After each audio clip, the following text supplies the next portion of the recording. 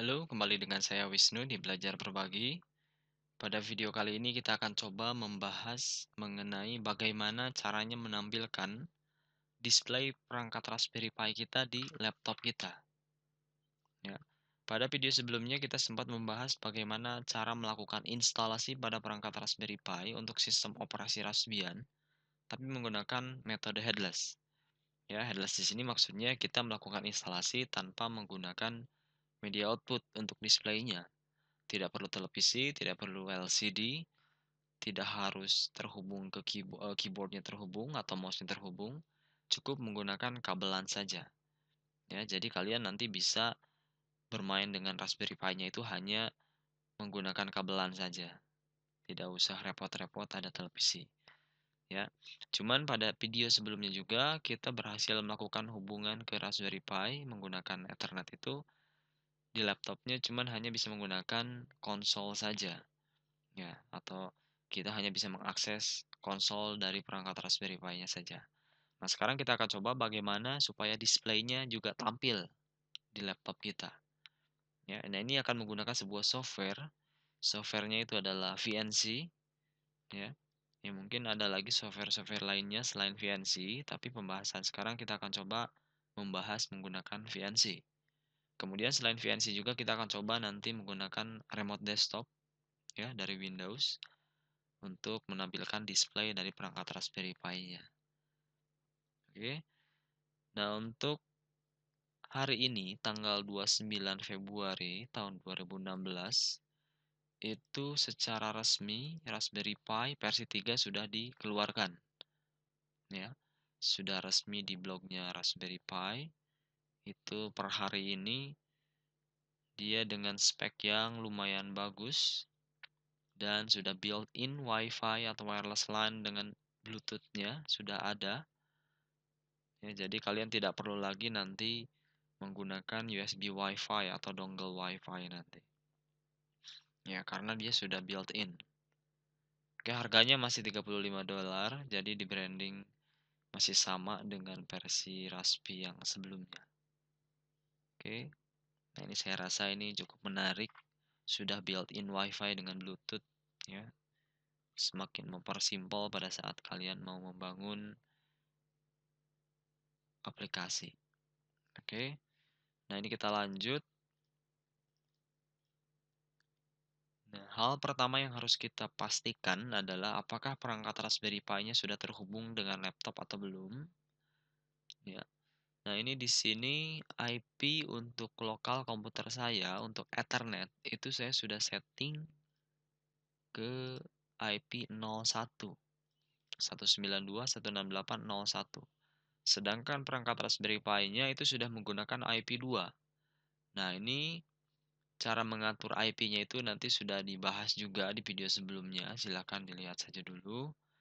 Ya, ini sudah terhubung harusnya.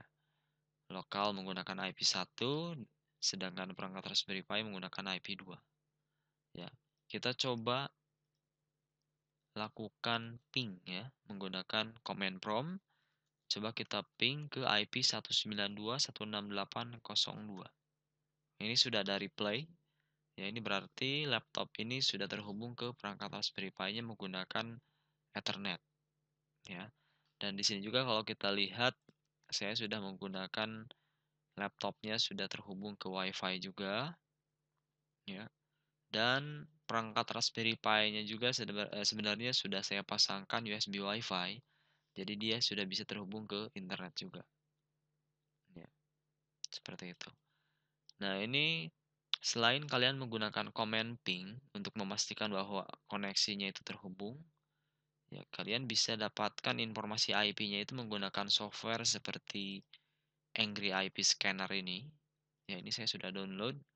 Kalian bisa download atau cari juga ada Angry IP Scanner. Ini adalah software untuk men-scan IP yang lumayan kecil dan saya dapatkan ini secara portable ya, sudah portable. Ini cara penggunaannya mudah juga. Kita pilih saja card mana yang akan kita scan. Nah, ini adalah yang Ethernet. Kita akan coba scan dari IP 1 sampai 255. Coba kita scan. Seharusnya IP yang terbaca itu adalah IP 01 dengan 02 saja.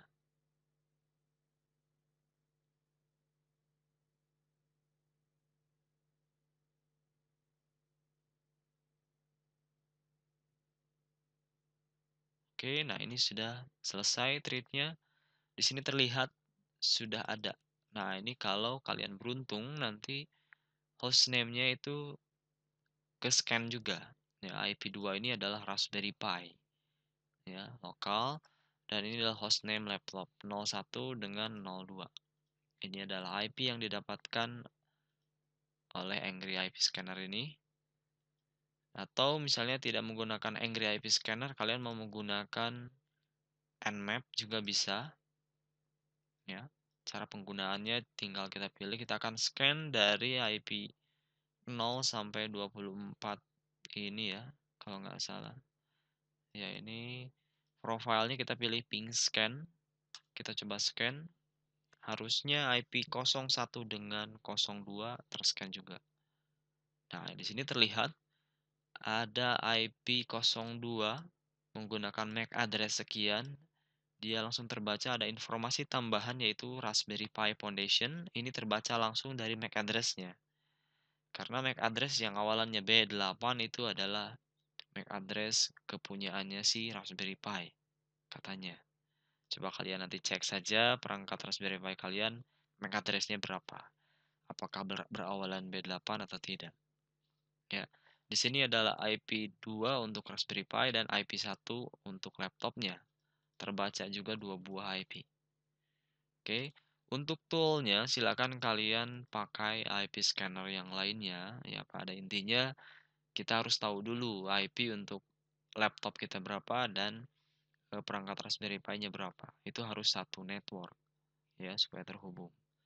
Oke, setelah kita sudah memastikan bahwa laptop kita sudah terhubung dengan perangkat Raspberry Pi, langkah selanjutnya itu adalah masuk ke konsolnya Raspberry Pi. Kita akan coba menggunakan software putih. Yang kita masukkan IP-nya 192.168.02 menggunakan port 22. Nah, ini seperti biasa ada dialog untuk security ya. Untuk fingerprint-nya saya pilih no saja dulu. Kemudian terlihat koneksi berhasil, dia menampilkan login. Ya, dia meminta login information untuk perangkat Raspberry Pi-nya.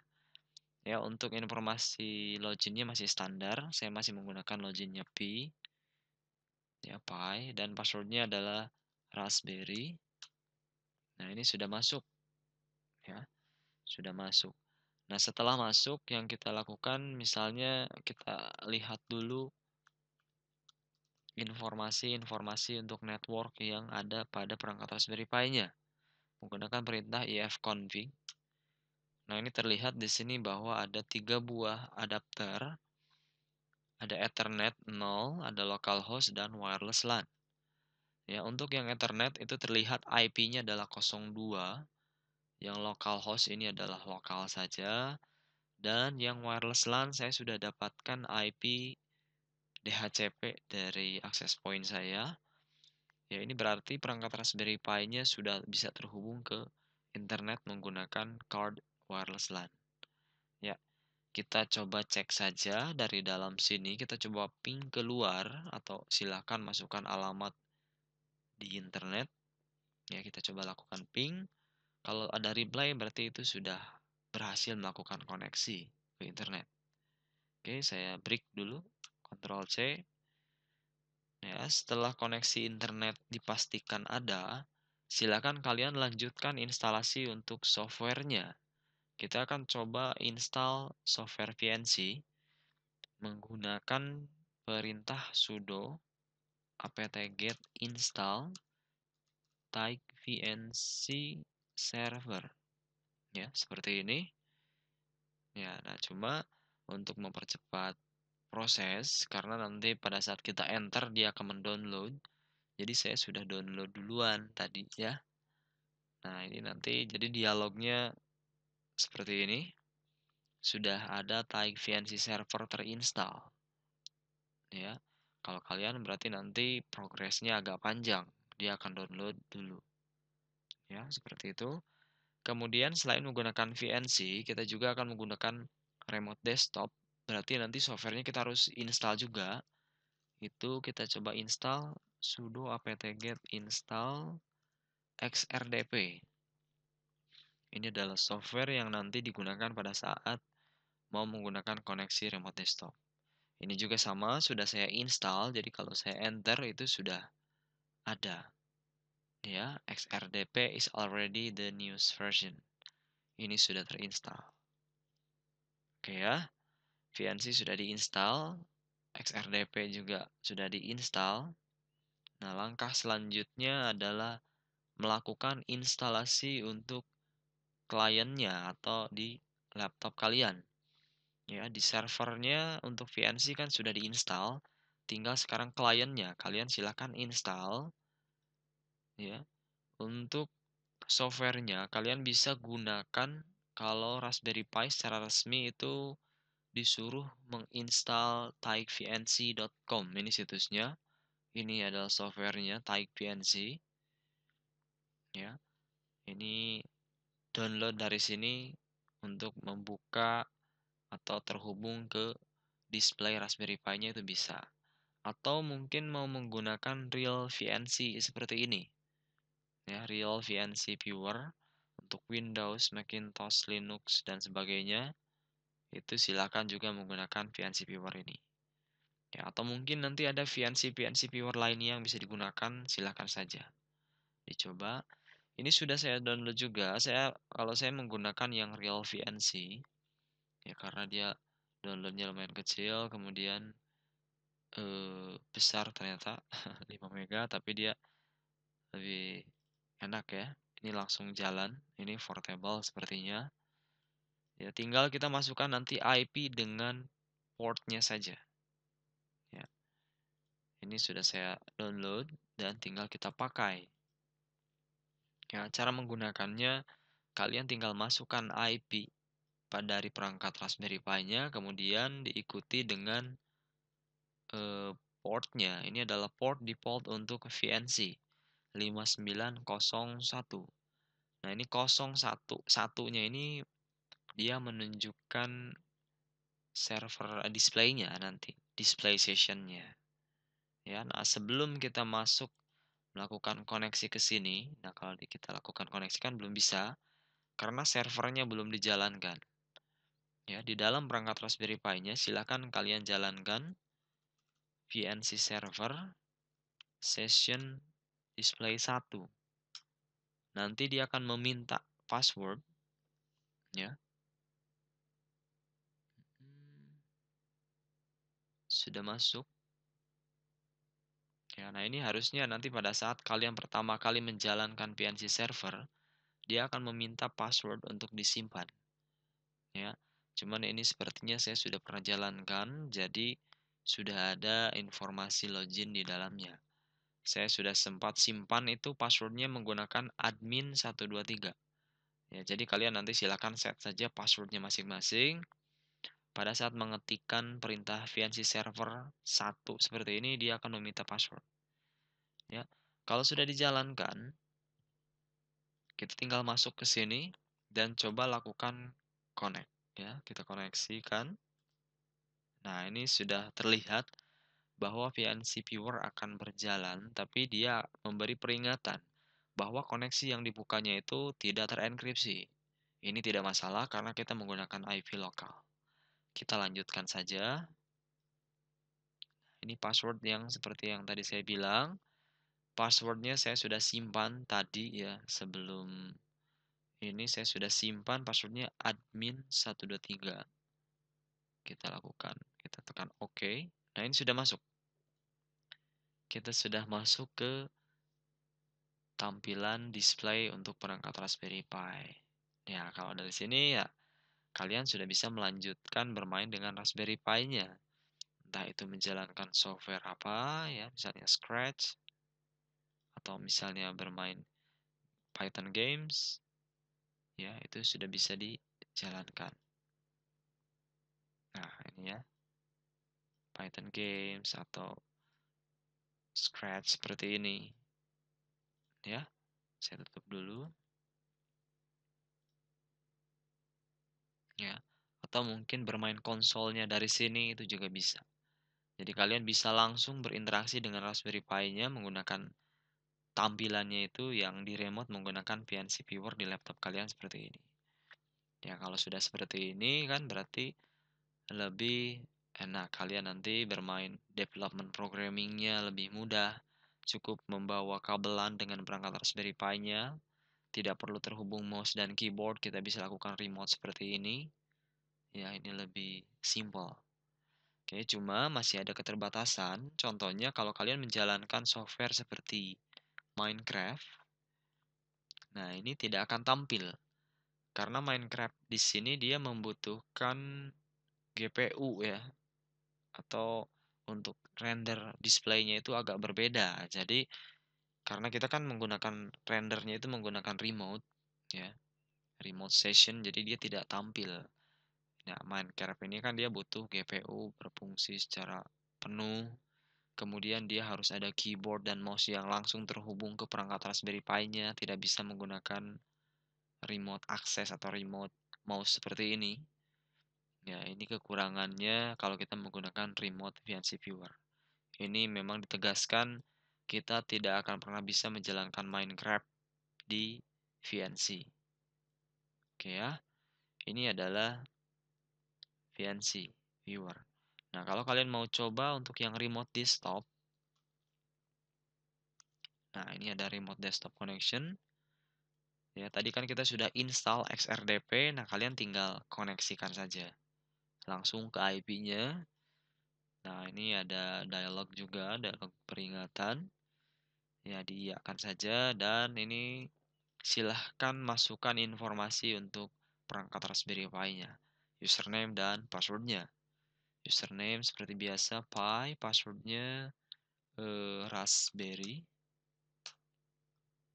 Sesi dimulai dan display tampil. Nah, ini bekas yang tadi saya menjalankan Minecraft juga dia tidak bisa untuk yang remote desktop. Tapi kalau kalian menjalankan software lainnya seperti Scratch atau apa saja dia bisa. Ya. Nah, inilah kekurangan kalau kita menggunakan remote. Tapi selebihnya itu masih banyak kegiatan-kegiatan lain yang bisa kita lakukan menggunakan remote di ke perangkat Raspberry Pi ini menggunakan VNC atau remote desktop. Ya, seperti ini. Ini menggunakan remote desktop dan ini menggunakan VNC Viewer. Ya. Nah, ini kalau tidak salah untuk remote desktop juga bisa diatur nanti resolusinya berapa. Untuk VNC juga sama, dia resolusinya bisa diatur supaya tampil di remote-nya itu berapa pixel, berapa depth-nya, kedalamannya dan sebagainya. Ya. Cuman kalau saya tes di sini untuk VNC Viewer dengan remote desktop itu lebih cepat. VNC Viewer ini lebih light ya, lebih halus, lebih cepat responsif. Sedangkan remote desktop agak ngelik ya. Seperti itu. Oke, ini adalah remote desktop. Saya tutup saja sesinya. Nah, ini adalah cara melakukan remote menggunakan VNC. Oke, tadi kita melakukan koneksi ke VNC servernya itu menggunakan cara langsung. Ini saya coba tutup dulu sessionnya. Saya coba tutup di sini. Close connection. Tutup. Nah, untuk mematikan sesinya itu nanti ada perintahnya lagi, VNC server, kill, kemudian displaynya berapa, itu tinggal dimatikan. Ya. Tapi nanti pada saat kalian sudah menjalankan server di session server yang satu, itu disarankan kalian mematikan session 0-nya. Ya. Session display 0 adalah session yang digunakan secara default oleh perangkat Raspberry Pi untuk displaynya. Jadi ini sebenarnya sudah jalan. Ya, sudah jalan. Nah, ini bagusnya kalian matikan supaya nanti resource-nya lebih free Raspberry Pi-nya, memorinya lebih kosong ya. Karena kan yang 0 tidak dipakai. Kita tidak menggunakan televisi atau media output lainnya. Cara mematikannya itu adalah menggunakan perintah sudo service like DM, kita stop. Nah, seperti itu. Ya, jadi nanti kalian tinggal menggunakan yang VNC server saja. Jadi lebih ringan. Seperti itu ya. Nah, ini cara yang VNC server seperti ini adalah cara menjalankan server VNC secara langsung tanpa konfigurasi tambahan. Ya, maksudnya nanti kita bisa atur displaynya itu resolusinya berapa, kedalamannya berapa, dan sebagainya. Itu konfigurasinya bisa kalian lihat di website VNC-nya. Ya. Nah, untuk menjalankan sesi menggunakan resolusi tertentu, kalian bisa tambahkan opsi seperti ini. Setelah satunya itu tambahkan geometrinya. Misalnya saya mau menggunakan resolusi 1920 kali 1080. Kemudian kedalamannya saya akan menggunakan 24 dan dot per inch-nya menggunakan 96 ya. Jadi 96 dot per inci pada layarnya untuk resolusinya. Ya, ini tinggal dijalankan seperti ini. Tapi already running. Saya coba matikan saja dulu ya. Oke, sudah dimatikan. Kemudian saya coba jalankan lagi yang ini. Oke, sudah running. Kita coba kembali cek ya. Kita coba masuk. Apa perbedaannya dan admin 123 ini lebih besar. Yang pastinya resolusinya lebih besar dan pastinya lebih berat juga. Ya, seperti ini. Ini resolusinya lebih besar, jadi di sini terlihat bahwa ada scroll karena resolusinya besar. Ya, seperti itu. Ini kalau kalian menambahkan konfigurasi tambahan pada VNC-nya. Oke, saya akan coba stop kembali. Kemudian saya coba kill saja dulu. Sudah dimatikan. Nah, itu adalah cara menghubungkan ke VNC atau ke remote desktop. Ya. Nah, cuman kalau yang saya sarankan ya menggunakan VNC saja, dia lebih ringan. Ya. Kemudian untuk VNC juga sebenarnya ada cara yang lebih aman. Pada saat kita mau menghubungkan ke atau kita terhubung ke VNC menggunakan VNC Viewer, itu ada yang cara lebih aman, yaitu menggunakan tunneling SSH. Nah, itu maksudnya kita akan menggunakan atau menjalankan VNC-nya itu berbarengan dengan autentikasi SSH. Jadi lebih aman, portnya itu menggunakan port SSH, seperti itu. Ya, saya kurang paham juga lebih amannya itu ya seperti apa. Tapi memang disebutkan bahwa kalau kita tunneling VNC menggunakan SSH, itu pastinya lebih aman. Ya, caranya itu begini. Saya akan coba tutup dulu sesi putihnya. Ya, masih menggunakan software putih ini. Ya, kita akan coba akses kembali ke perangkat Raspberry Pi kita, tapi pada bagian connection untuk SSH, untuk tunnelnya kita akan coba tambahkan port 5901. Yang nanti tujuannya itu adalah ke IP ini menggunakan port ini kembali. Kita coba masukkan. Ini sudah masuk. Ya, ini tunnelnya udah diatur, udah ditambahkan konfigurasi tambahan dan kembali ke session kembali sini. Dipastikan IP-nya sudah benar dan kita coba open. Ya, silakan masuk dan login menggunakan informasi yang seperti biasa. Ya, oke, SSH sudah masuk. Nah, sekarang kita coba jalankan VNC Viewer-nya. Nah, di sini kalian tidak usah menggunakan IP.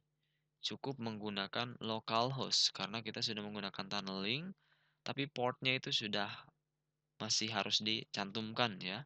5901, satunya di sini berarti kita menggunakan session display 1. Ya, kita coba jalankan kembali. 1 seperti ini, tidak usah menggunakan informasi geometri, standar saja.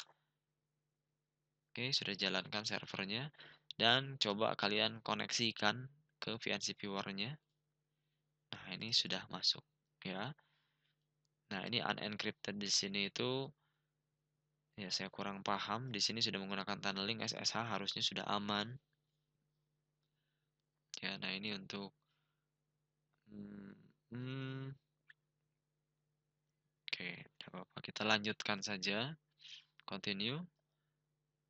Masukkan password seperti biasa ya. Nah, ini saya tadi sempat 1 kali setting untuk password PNC-nya.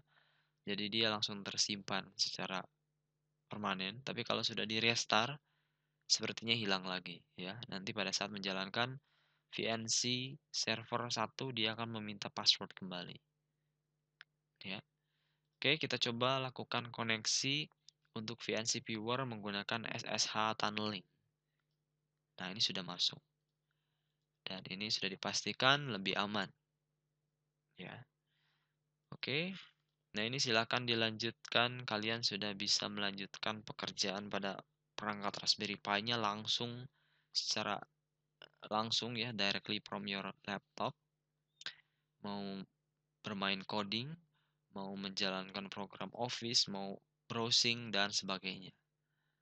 Ya, displaynya sudah bisa tampil di sini dan SSH-nya pun untuk konsol sudah bisa diakses dari sini eh, menggunakan cara SSH ya. Itu bisa juga. Atau mungkin konsolnya mau dari dalam sini juga masih bisa. Ya.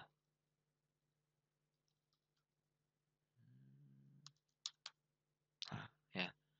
Raspi config dari dalam PNC sebenarnya ini dari dalam perangkat Raspberry Pi-nya langsung, cuman tampilannya kita remote menggunakan PNC. Atau mau dari putih untuk Raspi config, maaf, sudo bisa juga ya. Oke, pada video sebelumnya kita bisa menggunakan koneksi menggunakan konsol dan sekarang kita sudah bisa menggunakan koneksi ada displaynya menggunakan PNC viewer. Oke, nah ini adalah tutorial untuk bagaimana menampilkan display perangkat Raspberry Pi kita pada laptop kita. Sehingga lebih mempermudah kita dalam bermain Raspberry Pi itu tanpa harus menggunakan atau tersedia televisi atau ada LCD-nya. Oke, terima kasih.